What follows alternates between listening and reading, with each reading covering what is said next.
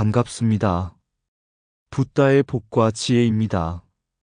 오늘은 부처님의 진리를 깨우침의 길로 인도하신 위대한 선사들과 교학의 거장들에 대해 이야기하려 합니다. 선종의 깊은 명상과 교학의 지혜가 하나 되어 우리 모두를 진리의 길로 인도할 수 있기를 바랍니다. 효봉선사, 성철 큰스님과 같은 선사들의 위대한 발자취는 우리 마음속 깊은 울림으로 남아있으며 타너스님과 우너스님과 같은 교학의 거장들이 남긴 가르침은 부처님의 말씀을 이해하는 데 커다란 이정표가 되고 있습니다. 부처님께서 말씀하셨듯 모든 존재는 서로 연결되어 있다는 연기법처럼 선종과 교학이 함께 어우러질 때 비로소 진리가 더욱 빛날 것입니다. 오늘의 시간이 우리 모두에게 새로운 깨달음과 영감을 주기를 기원합니다. 자, 그럼 큰 스님이라고 손꼽히는 이들은 대부분이 선사다. 그 여정을 함께 해볼까요? 한 사찰에 선을 깊이 수행하는 선사와 경전을 연구하는 교학 스님이 함께 머물렀습니다. 두 분은 서로를 존경했지만 수행의 길에 대한 관점은 조금 달랐습니다. 어느 날 선사가 교학 스님을 찾아가 말했습니다. 스님, 그 많은 경전을 읽으면서도 왜 깨달음의 한 소식을 얻지 못하십니까? 교학 스님은 미소 지으며 대답했습니다. 그러면 선사님은 왜 경전 한 권조차 열어보지 않고도 부처님의 진리를 말할 수 있습니까? 두 분은 잠시 침묵에 잠겼습니다. 그러다 선사가 조용히 차를 내리며 말했습니다. 제가 진리를 깨닫는 것은 이 차를 마시는 순간처럼 즉각적입니다. 차 맛은 설명으로 알 수 없고 직접 마셔야 알 수 있지요. 그러자 교학 스님이 잔을 들며 응수했습니다. 그러나 이 차가 무엇으로 만들어졌는지, 어디에서 왔는지 모른다면 그 깊은 맛을 온전히 이해할 수 없지 않겠습니까? 두 분은 한참 동안 웃으며 차를 나누었습니다. 그리고 선사가 말했습니다. 스님, 당신의 가르침 덕에 오늘 이 차 맛이 더 깊게 느껴집니다. 교학 스님도 고개를 끄덕이며 답했습니다. 저 또한 선사님의 말씀 덕에 차를 단순히 연구의 대상이 아닌 진리의 순간으로 받아들일 수 있게 되었습니다. 이후로 두 분은 서로의 길을 인정하고 배우며 사찰에서 수행자들에게 선종과 교학이 함께 어우러지는 가르침을 전하셨습니다.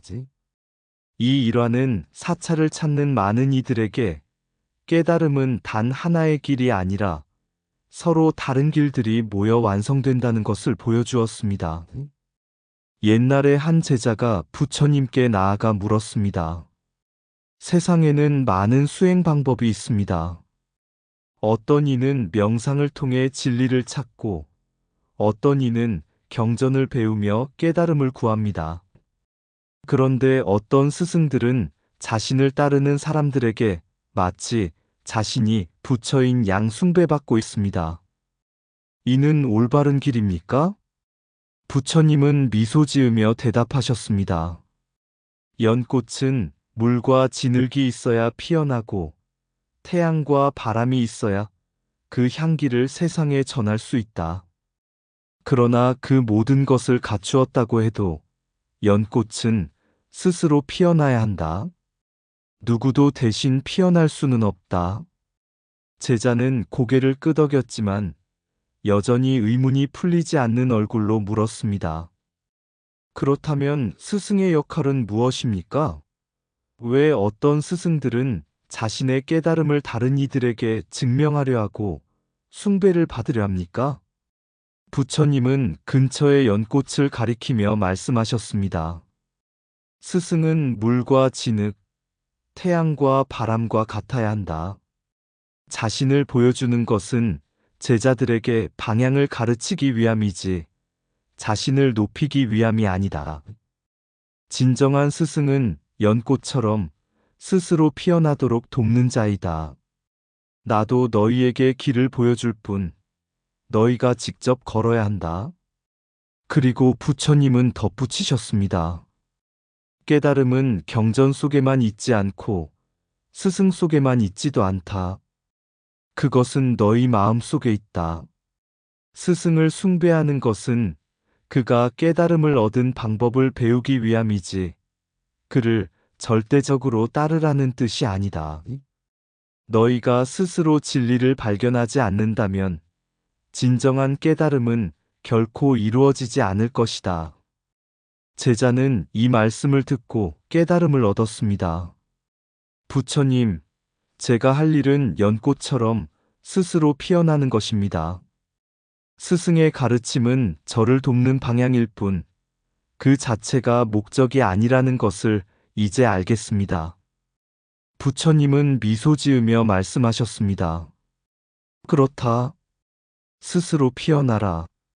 그러나 그 과정에서 물과 진흙, 태양과 바람의 은혜를 잊지 마라. 깨달음은 스스로 피어나는 연꽃과 같다. 누구도 대신 피어날 수 없다. 스승은 길을 가리킬 뿐, 걸어가는 발걸음은 너의 몫이다. 숭배는 깨달음을 위한 출발점일 뿐, 진정한 목적은 아니다. 진리는 경전 속에 있지 않고 스승 속에 있지 않다. 그것은 너의 마음 속에 있다. 연꽃이 피어날 때 물과 진흙을 탓하지 않는다. 참된 스승은 자신을 높이지 않고 제자를 빛나게 한다. 큰 스님이 되는 길은 자신을 숭배받는 자가 아니라 진리를 전하는 자가 되는 것이다. 경전을 읽는 것도 참선을 하는 것도 도구일 뿐, 깨달음은 너의 마음 속에서 발견된다. 숭배받는 스승보다 스스로 깨달음을 찾는 제자가 위대하다. 깨달음의 길은 다른 이를 따라 걷는 것이 아니라 스스로 만들어가는 것이다. 진흙 속에서 피어난 연꽃은 자신의 향기를 세상에 전할 뿐, 그 향기를 자랑하지 않는다. 스승의 가르침은 너를 돕기 위함이지, 그를 높이기 위함이 아니다. 진정한 깨달음은 마음속의 자각에서 비롯되며 외부의 숭배로부터 오지 않는다. 스스로 진리를 찾는 자는 세상의 어떤 스승보다도 위대하다. 진리는 스승을 통해 전해지지만 오직 너의 마음으로 이해되고 완성된다. 어느 날 한 제자가 부처님께 질문을 드렸습니다. 세상에는 많은 스승들이 있습니다. 그들 중에서도 어떤 이는 명상과 수행을 통해 위대한 깨달음을 얻었고 사람들에게 깊은 영향을 미쳤습니다. 왜 그들이 이렇게 특별한 존재로 여겨지는 것입니까? 부처님은 잠시 침묵하시더니 근처의 큰 나무를 가리키며 말씀하셨습니다. 저 나무는 오랜 세월 바람과 비를 맞으며 자랐다. 그 뿌리는 땅 깊숙이 뻗어 있고 가지는 하늘로 뻗어 올라가 그늘을 만들어준다. 지나가는 이들은 그 아래에서 쉼을 얻고 새들은 그 가지 위에서 안식을 찾는다. 하지만 이 나무가 그늘을 자랑하거나 새들에게 은혜를 갚으라 요구한 적이 있더냐? 제자는 고개를 저으며 대답했습니다. 아닙니다, 세존이시여. 나무는 스스로 그저 존재할 뿐입니다. 부처님은 미소 지으며 말씀하셨습니다. 그렇다. 위대한 선승들은 이 나무와 같다. 그들은 자신을 위해 수행하지 않는다. 그들의 깨달음은 타인을 비추는 등불이며 그들의 삶은 모든 이에게 쉼과 안식을 제공한다. 하지만 그들은 자신을 높이거나 특별히 여기는데 관심이 없다. 그저 자신의 본분을 다할 뿐이다. 제자는 이해한 듯 다시 물었습니다. 하지만 세존이시여, 그러한 선승들이 어떻게 현대의 불교에 그렇게 큰 영향을 미칠 수 있었습니까? 부처님은 깊은 눈빛으로 대답하셨습니다. 바람이 나무를 흔들면 그 씨앗이 퍼져 새로운 생명을 낳는다. 효봉, 청담, 동산, 금오, 경봉, 성철 같은 선승들은 그들의 삶과 깨달음으로 바람처럼 사람들의 마음을 흔들었다. 그들이 남긴 가르침과 삶의 본보기가 현대 불교의 숲을 이루었다. 부처님은 덧붙이셨습니다. 그들이 자랑스러운 이유는 그들의 깨달음이 스스로를 위한 것이 아니었기 때문이다. 그들은 진리를 깨닫고 그것을 나누어 더 많은 이들이 마음의 평안을 찾도록 도왔다. 이는 단순히 스승으로서의 역할을 넘어 부처님의 가르침을 구현한 삶이다. 제자는 깊이 고개를 숙이며 대답했습니다. 위대한 선승들이 그늘을 만들어 주셨기에 저희는 그 아래에서 쉼을 얻고 진리를 배울 수 있었습니다. 그들의 삶은 부처님의 가르침 그 자체였습니다. 부처님은 미소 지으며 말씀하셨습니다. 그러하다. 위대한 선승들의 깨달음은 나무처럼, 바람처럼, 생명을 이어주는 씨앗처럼 이어져야 한다. 그것이 진정한 불교의 정신이다. 효봉선사, 청담스님, 동산스님, 금오스님, 경봉 큰스님, 성철 큰스님과 같은 선승들은 자신들의 깨달음을 통해 현대 한국 불교의 토대를 마련했습니다. 그들은 진리를 실천하며 부처님의 가르침을 삶으로 구현하였고 사람들의 마음속에 평안을 심었습니다. 그들의 깨달음과 가르침이 큰 영향을 미친 것은 그 자체로 부처님의 진리를 반영한 삶이었기 때문입니다. 깨달음은 자신을 비추는 빛이 아니라 세상을 따뜻하게 하는 불씨이다. 위대한 스승은 자신을 드러내지 않고 제자의 마음속에 진리를 심는다. 진정한 깨달음은 남을 위해 자신을 낮추는 데서 비롯된다. 수행은 나무의 뿌리와 같아 보이지 않는 곳에서 세상을 지탱한다. 진리는 가르침 속에만 있지 않고 스승의 삶 속에 흐른다. 마음을 비우면 그 빈자리에 자비가 들어서고 자비는 세상을 채운다. 위대한 선승은 자신을 빛내지 않고 사람들의 어둠을 밝혀준다. 수행자의 길은 혼자 가는 것이 아니며 그 끝에는 모두의 평화가 있다. 바람처럼 흔들림 없이 살아가라.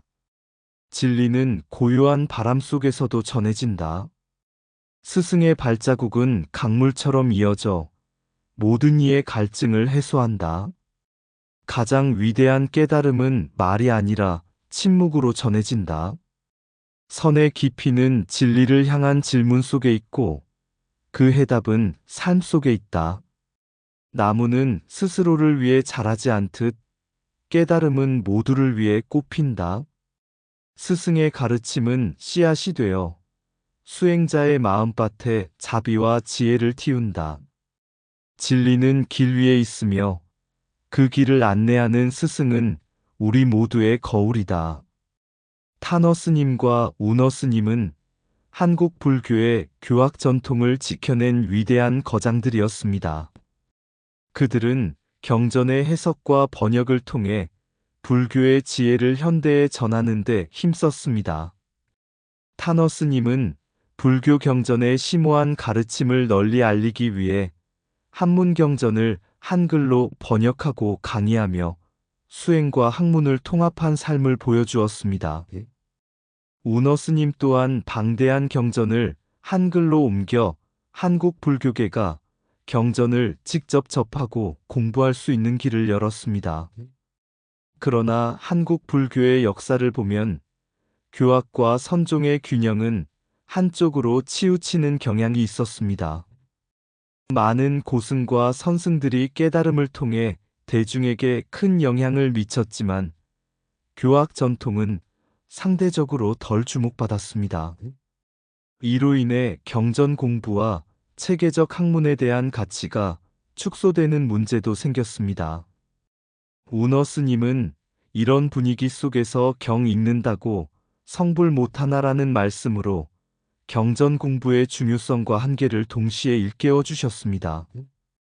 이는 단순히 경전을 읽는 행위만으로 깨달음에 이를 수 없지만 경전을 깊이 이해하고 실천하는 것이 수행의 큰 축임을 강조한 말씀이었습니다. 한 제자가 부처님께 묻습니다.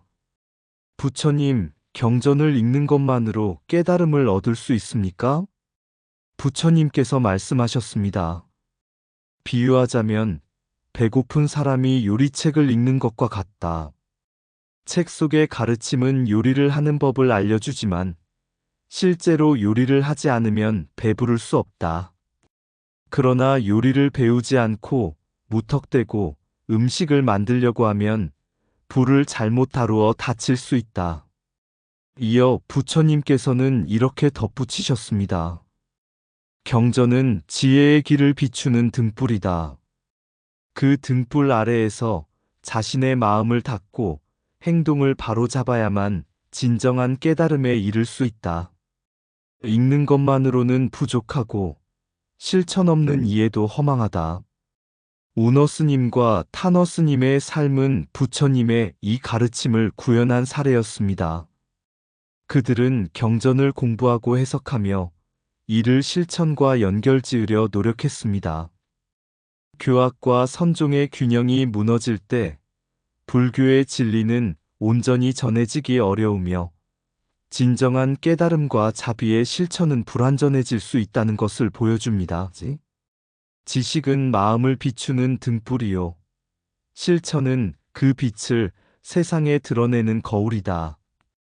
경전을 읽는 것은 길을 찾는 것이다. 그러나 그 길을 걷지 않으면 목적지에 도달할 수 없다.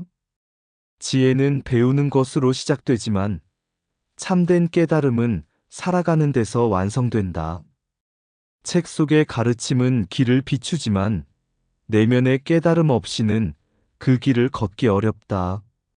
깨달음은 학문의 끝에 있는 것이 아니라 실천과 자비의 길 위에 있다. 배운 것을 삶에 새기고 삶을 배움으로 채워라. 그것이 깨달음의 길이다. 경전의 한 줄을 실천하는 것이 경전의 1000줄을 외우는 것보다 더 큰 깨달음을 준다. 지식은 바다와 같고 실천은 항해와 같다. 그 둘이 함께할 때만 진리의 섬에 닿을 수 있다. 마음의 밭에 지식을 뿌리고 실천에 물을 주어라. 그리하면 깨달음의 열매가 열린다. 경전을 이해하는 것만으로는 부족하다.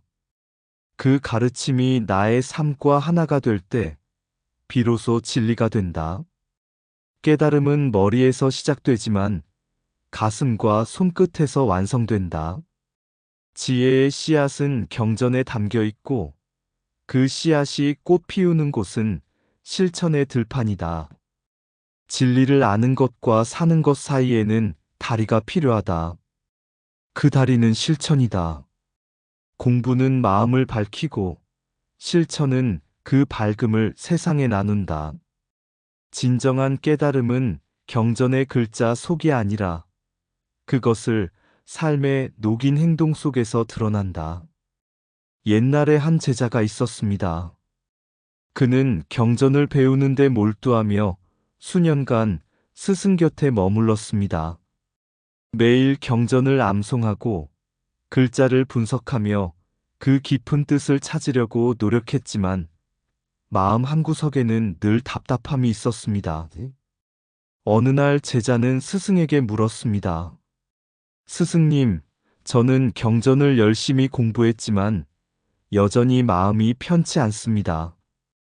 깨달음은 왜 제게 다가오지 않는 것입니까? 스승은 미소를 지으며 제자에게 물 한 그릇을 건네며 말했습니다. 이 물을 마셔보아라. 물의 맛은 어떠하냐? 제자는 한 모금 마시고 답했습니다. 맑고 시원합니다. 그러자 스승이 다시 말했습니다. 경전은 이 물이 든 그릇과 같다. 그릇은 물을 담아주는 역할을 하지만 물을 마셔야 갈증이 해소된다. 경전의 가르침은 글자 속에 머무는 것이 아니라 그것을 실천하고 맛보는 데에 있다. 스승은 제자를 데리고 마을로 내려갔습니다. 그곳에서 배고픈 아이들에게 음식을 나누어 주고 병든 이를 돌보며 하루를 보냈습니다. 돌아오는 길에 스승이 다시 물었습니다. 오늘 하루 어땠느냐? 제자는 눈물을 흘리며 말했습니다. 오늘 저는 경전에서 배운 자비와 연민이 무엇인지 처음으로 느꼈습니다.